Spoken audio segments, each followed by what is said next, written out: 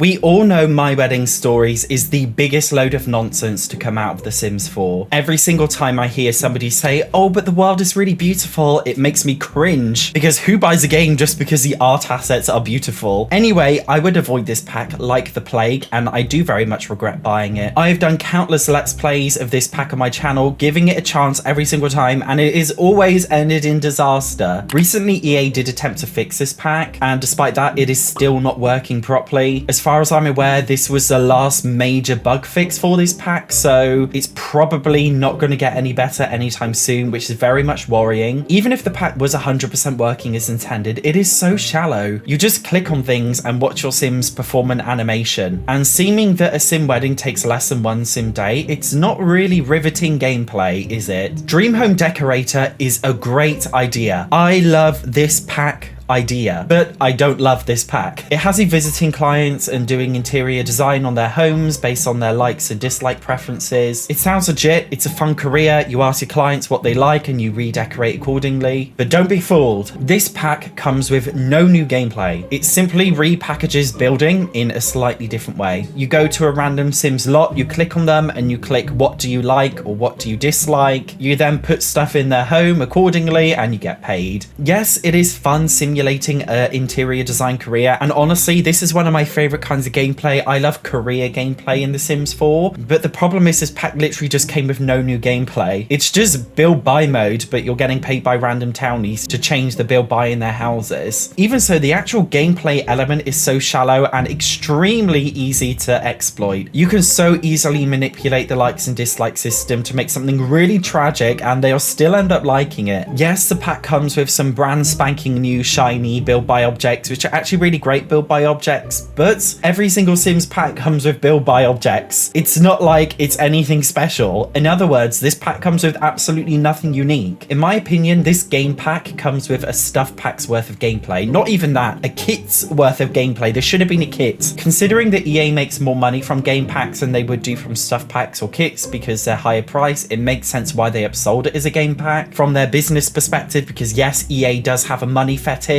but it just doesn't have substantial gameplay to substantiate it being a game pack. And I emphasize on the word game in game pack because the whole point of a game pack is to provide new gameplay. Despite that, this pack doesn't really come with any gameplay. It just gives us build buy mode, but in a slightly different way. I cannot think of anything worse than having to clean all day, let alone making my Sims clean all day. But I do totally understand why Simmers like the mundane packs like Laundry Day or Bust the Dust. The whole reason why the original Sims game ever became so popular, because it was interesting being able to just simulate real life and just doing normal, boring daily things. That is how The Sims came about. That is the unique charm that The Sims has always had. The problem I find with The Sims 4 is it's just taken way too far. Weirdly, Bust the Dust is an extremely overpowered pack. It requires you to hoover so much that it literally gets overwhelming. And if you skip hoovering, even for just a moment, your house gets so dirty. And even when it's clean, it has this really annoying sparkly effect. Laundry Day stuff is no better. If you avoid doing the laundry just for like one day, all of the laundry piles up and it gets stinky, and then your Sims have a bad moodlet until you deal with it. So you put it in the washing machine and you wait for it to be done, but then once it's done you completely forget about it, and then it starts to get moldy in the washing machine, so you have to wash it again, and then you forget about it again, and then you wash it again, and the cycle just rinses and repeats until you finally remember to take it out the washing machine, and then you have to dry it, and then once it's dry you have to remember to then put the clothes away. And the only benefit of doing this is just another pointless moodlet that your Sim feels fresh because they have clean clothes on. But this moodlet doesn't really have any impact upon your Sims' lives or you as a player. Now,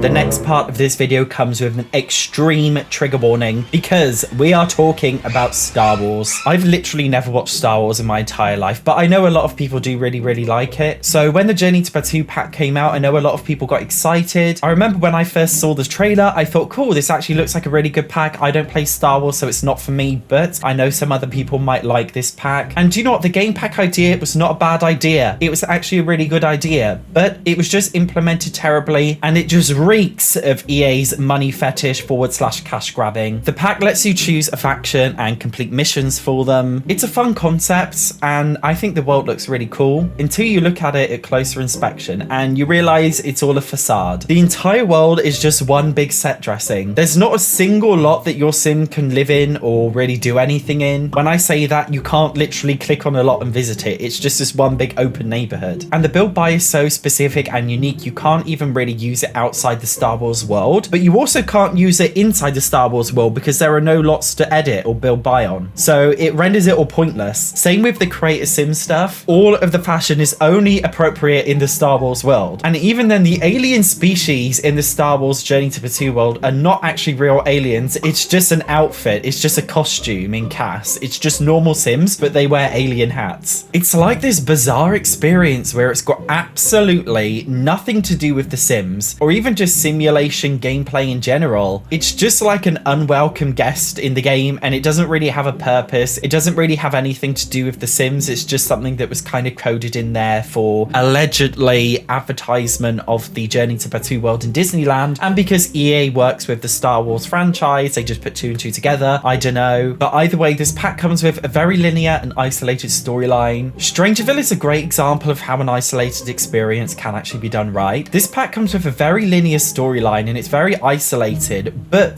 the build by and Cass are appropriate for any world. On the subject of the world itself, it comes with usable lots that you can edit and change. You can live in the Strangerville world and just play normally without even bothering with the Strangerville storyline. The Strangerville pack is properly integrated into The Sims 4. Journey to Batuu, on the other hand, couldn't even give us half of that, which is why it's just so tragic. And on the subject of only giving us half the amount of effort, we may as well talk about the Dine Out game pack. My favorite gameplay style ever since The Sims 2 was business style gameplay, career style gameplay, as I said. I love the ability of running my own restaurant, and when this pack came out, I was so excited. It looked so cool. I didn't even care about visiting restaurants to eat. All I wanted to do was just run and own my own restaurant. But then I played it and my mind was suddenly changed. The career itself is so dumb. Firstly, I think it's really important to emphasize that you cannot bring members of your household or your family to work with you in the restaurant. You must hire random NCPs who are always terrible at their jobs, which does present a unique challenge, I admit, but when they're constantly doing things wrong, it is very frustrating. And it just throws this idea of having a cute family-owned restaurant completely out the window because you can't do it. The random NCP's AI is so stupid, they always get things wrong, and they just do things like they'll pick up a dish and then just put it back on the floor again and do it again and again and again, like 20 times. And then the people in the restaurant don't get their food, and then they get angry, and then they don't pay, and then your restaurant sucks and you don't earn any money from it. The worst thing is we did have restaurants in The Sims 2 and they worked completely fine. I think we had them in The Sims 3 as well and they worked fine. So the fact that two older games could do it using old technology could do it fine, but The Sims 4 and newer technology can't do it as well. It's so worrying. And even if you don't want to run a restaurant and you just want to eat in one, it's even more tragic because it will honestly take hours and hours and hours for the food to come out. It never comes out. It is such an annoying pack. It is disgraceful that they are still selling this pack. I know I sound like a bit of a Karen, but it is disgraceful because The Sims 4 is an expensive game to play, and the fact that people are wasting their hard-earned money on this pack to buy it and realize it doesn't work, it is honestly disgraceful. And yeah, I love restaurant gameplay, but regrettably, I do wish I didn't buy this pack. Another one of EA's shameless money fetishy things that they've done is the cats and dogs pack. Every single Sims game has come with a pets pack, apart from The Sims 4, because in The Sims 4 we don't get pets, we just get cats and dogs. I know pet packs are literally the most popular packs among so many people in the Sims community, and although cats and dogs are the most popular pets, I have so many fun memories of a kid playing with things like hamsters and birds and reptiles in The Sims 1 and The Sims 2. I mean, technically in The Sims 4 we do have hamsters, kind of, or gerbils, because you see there's this other pack, not the cats and dogs pack, but a My First Pet Stuff pack, which should have actually been called My Second Attempt at Rinsing Sims Players for More Money Stuff, because that's what it basically is. I guess legally I have to tell you that this is alleged based on absolutely no proof and only in my speculative opinion, that I think My First Pet Stuff was items that were supposed to be in the cats and dogs pack, but they decided to upsell it as a stuff pack to make more money. The evidence I have for this is the fact that some of the build buy in this pack matches directly with the build buy in cats and dogs. Why would they give us matching furniture but split across two packs? Coincidence? I think absolutely not. Even so, even if you were to put both of these packs together, they are extremely lackluster and boring. They're missing so many features that came with previous pets packs. I love the sheer horror of finding a skunk or a raccoon or something come to my Sims lot in The Sims 1 and absolutely wreak havoc on my home. Interestingly, cats and dogs lied to us and told us that we were getting raccoons and foxes. Actually, what we got were cats dressed up in a raccoon skin skin and dogs dressed up in a fox skin, but we didn't actually get raccoons or foxes, which is absolutely lazy in my opinion. Did they just spend all of their budget on the cats and dogs cast mode and just not enough budget on a full roster of pets, or were they just being lazy? Either way, it's a substantial drop in quality when it comes to the previous pets packs in any other Sims game, and again, I do think it is very shameless that they release a pack in that state. In fact, recently I did a whole Sims 1 Unleashed Let's Play to show you how much better pets were in the Sims 1, so make sure you check out that Let's Play up here. I hope this mini pack review / rant was useful. See you in the next one.